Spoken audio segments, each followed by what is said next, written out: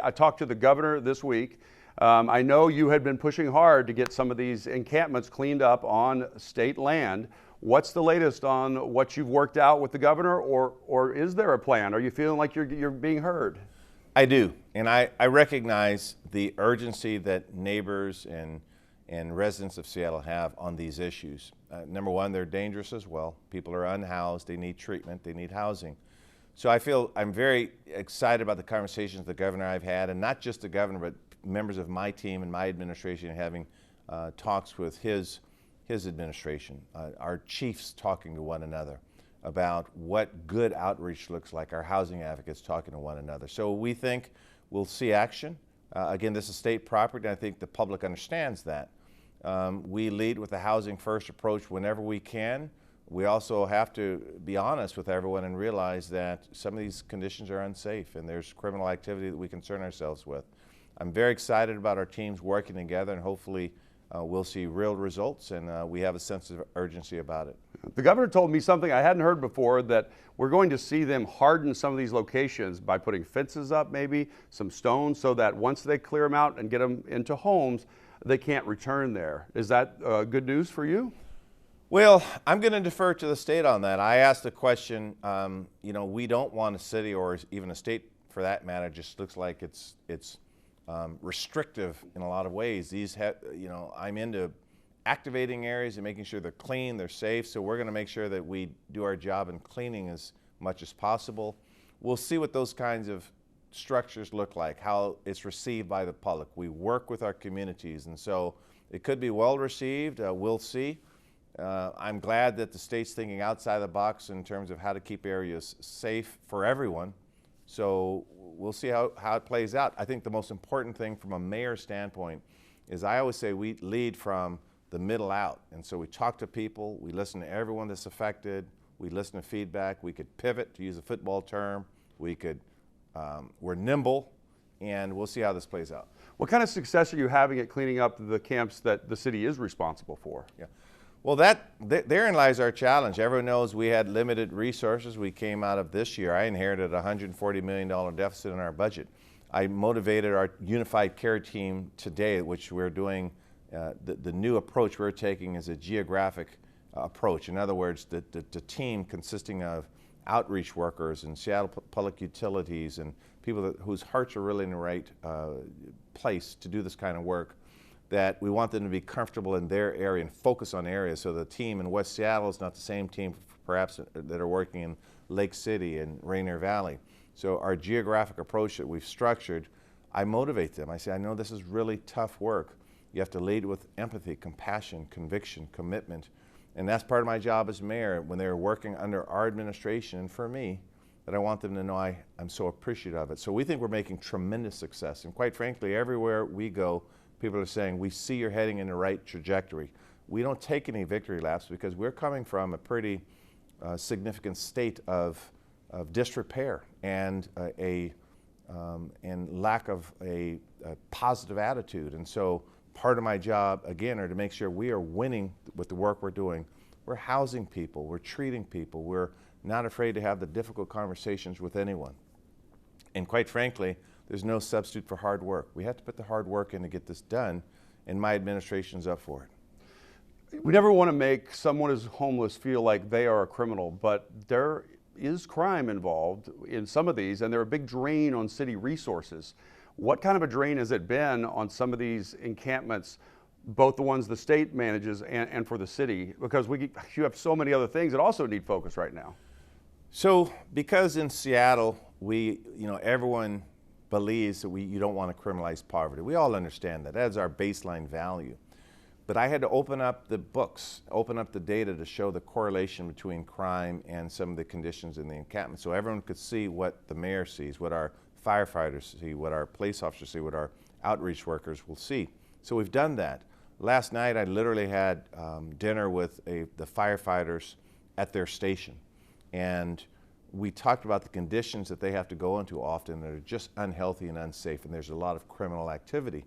That doesn't mean we're going in there guns a-blazing, so to speak, but we have to recognize that it is unsafe. There's criminal activity in there, and so working with our police department, with the understanding that our values will carry the day, that the kinds of unreasonable force that we see in other cities, that doesn't belong here. But I have to recognize that even the homeless people who are unsheltered are not safe in these conditions.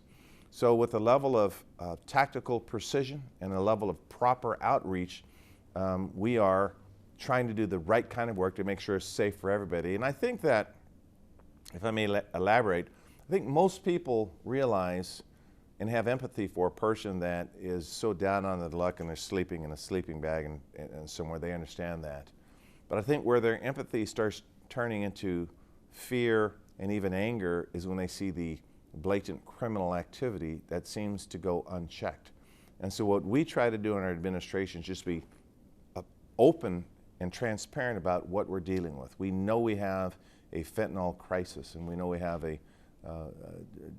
drug dependency and mental illness challenges, and that sometimes results in criminal behavior. So we're just open and transparent, but we have to enforce the laws, and that's what our administration is all about. You and I ran into each other after your election. I congratulated you on winning the election, and you said, just there's a lot of things to do, just give me some time. We are now turning the page into 2023. Violent crime way up above where it should be, not Seattle, not just Seattle, but nationwide. But very disturbing, the number of shootings. Now you're getting into the meat of it, right? 2023. Where's your focus now on making it safer for the people of Seattle? Because every time I read some woman got raped in South Lake Union, or somebody got attacked in Ballard, or a place got robbed and they couldn't get police couldn't come because they didn't have the resources, it breaks my heart. I know that's not the Seattle that you want to be the mayor of. It's not only not the Seattle I want to be the mayor of, it's not the Seattle that I was born and raised. And I'm very glad that you put the question in the context of what's happening in this country. I talk to mayors throughout this country about the challenges they have. Now, we're coming out of a pandemic, and there are all kinds of behavioral issues associated with that. We have a culture of gun violence, guns in the wrong hands. We have people walking around with untreated trauma.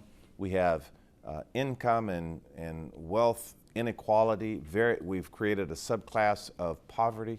At the same time, we've created a subclass of wealth, and there is some level of anger out there. And so what are we going to do about it becomes a question. Well, you know, I'm not just thinking about the one-year plan, I'm thinking about the 10-year plan. And I have these discussions all the way from the White House to Seattle. And I actually believe that Seattle can demonstrate some unprecedented leadership in this space. So we start early in our pre-K work, and we look at our high schools, and we look at how people deal with anger. And because the kids, they're playing together, and they're laughing at one another, and they go beyond race, and they go beyond religion. So we look to find the signals on when people start having what clinicians would call deviant behavior or criminal-like behavior. And we try to treat people early in what we're trying to do. We have to change our gun policies in this country and in this state. I talk about RCW 9.41.290 that prohibits any mayor from actually imposing reasonable gun legislations without offending anyone's Second Amendment right within their jurisdictions.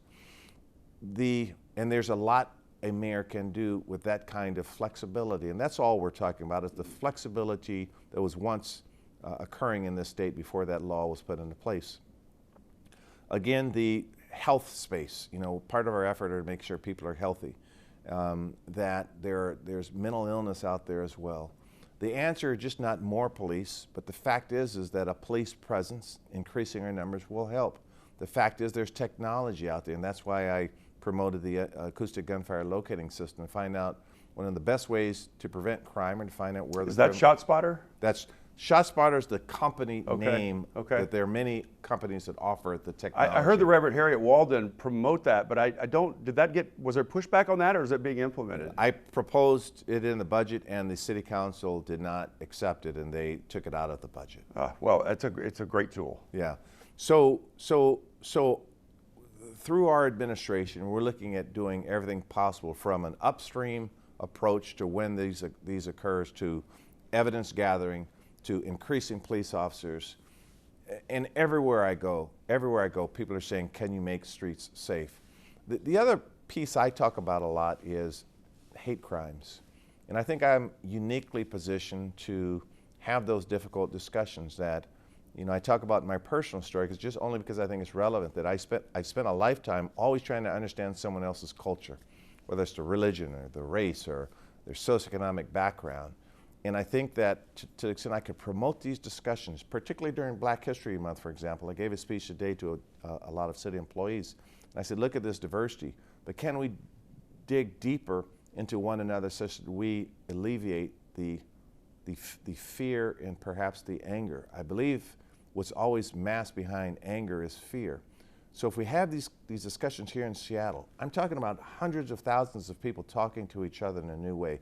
Might that help violence as well? Now, I'm not so Pollyannic in my thinking that I think that discussions are going to solve everything, but it's not going to hurt.